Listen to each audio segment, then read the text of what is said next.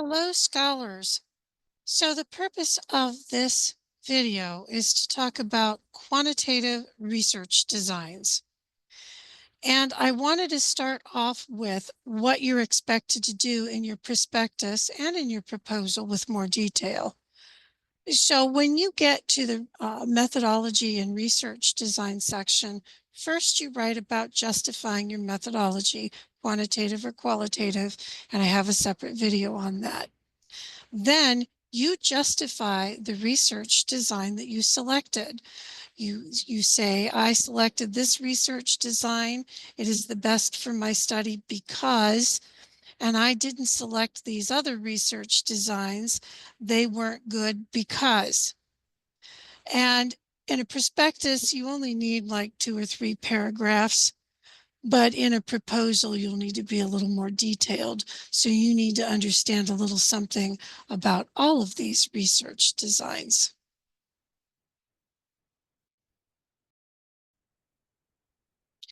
So before you select your research design, you must first know your methodology. The design is dependent upon the methodology.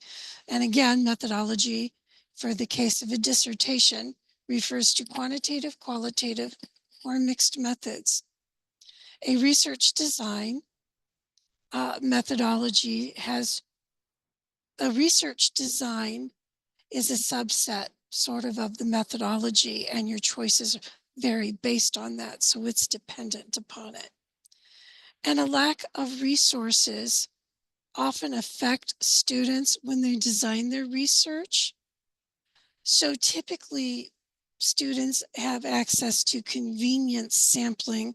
I'm going to sample at work. I'm going to pay prolific.com or SurveyMonkey to gather my data. I'm going to use Facebook. That's convenience sampling. Or they use purposive sampling, which is when a group of people has something specific that they're some specific qualification that they're trying to access. I'm studying English as a second language teachers who deal with physically challenged students. That's a very specific qualification, so it would be purposive. And remember, a mixed method study is never recommended for a dissertation because it is literally twice the work and it has its own designs. So when you select your design, you'll consider your research objectives, which are things like your problem that you're addressing and your purpose of your study, the sampling methods, data collection methods, and the type of data you can collect. And what do I mean by that?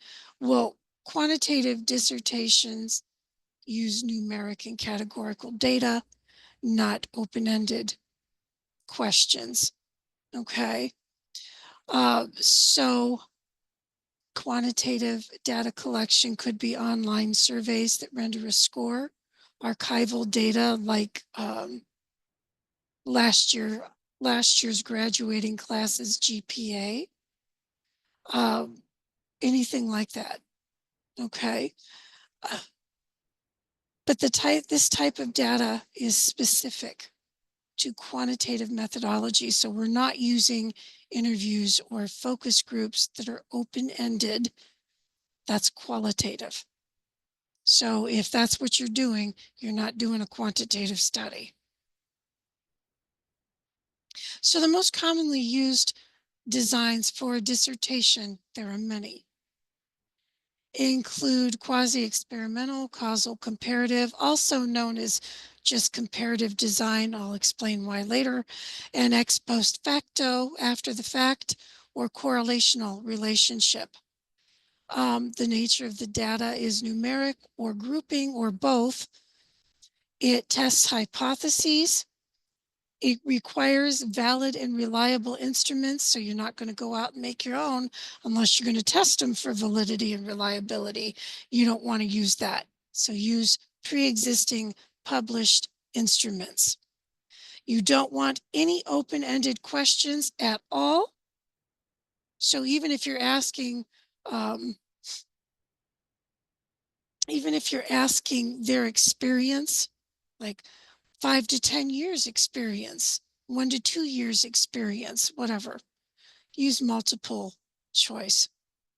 And experimental designs are seldom used in a dissertation due to ethical concerns getting past IRB, the Internal Review Board, and the inability to manipulate variables. Furthermore, that also has some financial constraints frequently. So most of the time students are not using an experimental design, so I'm not really going to cover those here. But here we can see common quantitative designs, right? We have experimental and non-experimental, and we can see these are the most popular. Descriptive or survey designs. Descriptive designs require a large sample size, and they do not use inferential statistics, so they are not recommended. So the experimental designs look to establish a true cause and effect. They have random group assignment, randomly assigned to treatment or control. Okay, that randomization really matters because it rules out confounding variables, things that might affect your results. And they use dependent variables that are interval or ratio, not ranked or ordinal data. A ranked data would be Likert, ordinal data. Okay. And there's a lot of control within the study to eliminate confounding variables or things that could affect it. The statistical tests typically are group differences tests, but they're more than that. Okay. Quasi-experimental designs don't have the control an experimental design has. These can attest for an effect or an outcome, such as is there a difference or a relationship of a treatment group, but it uses naturally occurring groups. Okay, so there's no random group assignment here. Say I want to know if there's a difference in the amount of students found guilty of bullying between middle school and high school. I can't go, you're in middle school and you're in high school. Those it's already coming to me in a naturally formed group. A quasi-experimental design can have a control group, doesn't have to. It can test over time, such as from pre-test to post-test, or multiple time points at the end of spring, at the end of summer, at the end of winter, at the end of fall, or at the end of 2020, 2021, and 2022. Or it can use a combination of treatment versus control or any other kind of group. Doesn't have to be treatment versus control. It could be male or female from pre-test to post-test. That's a combination. And it has to collect primary data. So it's not using data that is pre-existing. You're collecting it. And confounding variables can be a very big problem, so it can never determine causation because you never know if something's influencing your results. Now, causal comparative designs, also called comparative designs, I'll tell you why. Most students think causal comparative tests for a causal relationship. I don't care what anybody tells you, it does not. Because you do not have random group assignment, you cannot test for cause. You cannot rule out all of your confounding variables. You cannot be certain of that. So a causal comparative design will test for differences between two or more groups, or over two or more measurements like treatment versus control, or a combination. It has naturally occurring groups, no random group assignment, and it happens in its naturally occurring setting. So you're not setting it up and studying something like in a lab, you're studying something in its natural setting at the kids at school. The data source again is primary, not secondary or archival. and the variables cannot be manipulated. So in this case, we use strict inclusionary criteria. These are called delimiters. What qualifies somebody to participate in my study? That's a delimiter. So you want to use very strict to make sure your groups are as homogeneous as possible, to make sure you're comparing apples to apples. So if I wanted to check my middle school and high school, I might pick from the same school district. I want to select similar diversity, similar number of amount of enrollment. Maybe there's 400 kids in each school, a similar male to female ratio, similar finances. Maybe I want to make sure that they're all,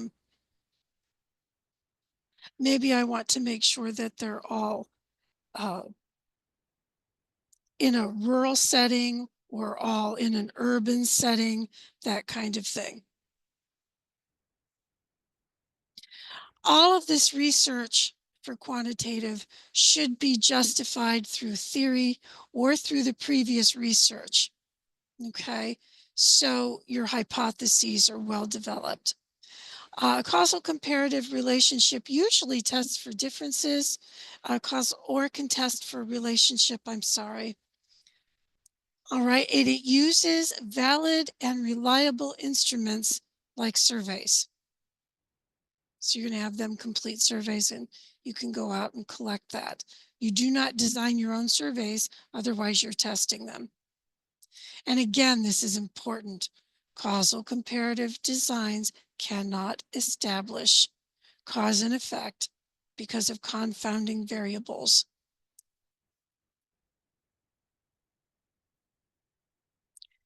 Ex post facto designs are studies that study something after the fact, so it's already happened.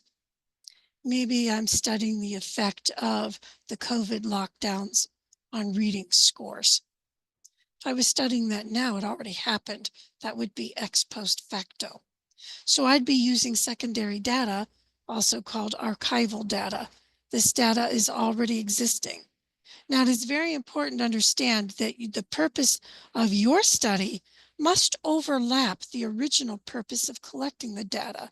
So the original purpose of collecting the data for reading scores is to determine how well the students are reading. So if you want to know if reading scores were impacted by COVID lockdowns, your purpose overlaps with the original purpose because the reason data is collected can influence the data. These studies also occur in a naturally occurring setting, so there's absolutely no variable manipulation whatsoever. Only who's included and who's not included. Strict inclusionary criteria, delimiters.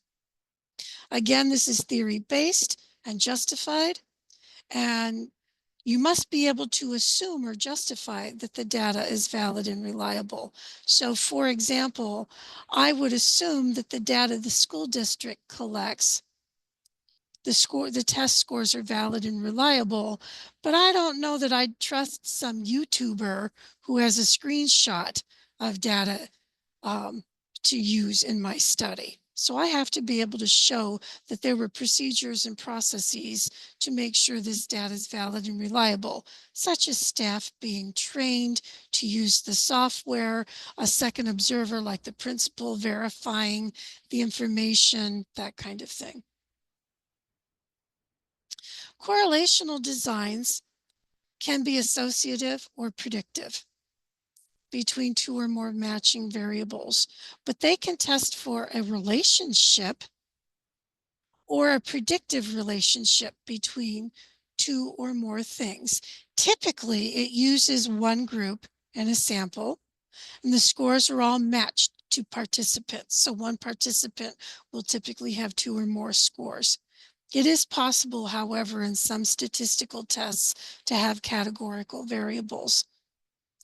Now, a correlational associative design is just looking for a relationship between two variables and will provide the direction and the strength of the relationship. So is it a positive relationship or a negative relationship? Which way does the line go? And how strong is that relationship? Is it weak? moderate, very strong, or is there no relationship at all? So for an example, I might want to know if there's a relationship between IQ and EQ scores for urban elementary school students. Each elementary school student would have both an IQ score and an EQ score, and I could just test to see. Now, correlational predictive tests determine if one or more variables predict an outcome. Okay, so I want to know, so if I know average hourly temperature predicts the number of ice cream cones sold each hour, then I would know as the temperature rises how many more ice cream cones I can expect to sell. As the temperature falls, I know how many fewer ice cream cones I will sell. So that's what I have for you on research designs.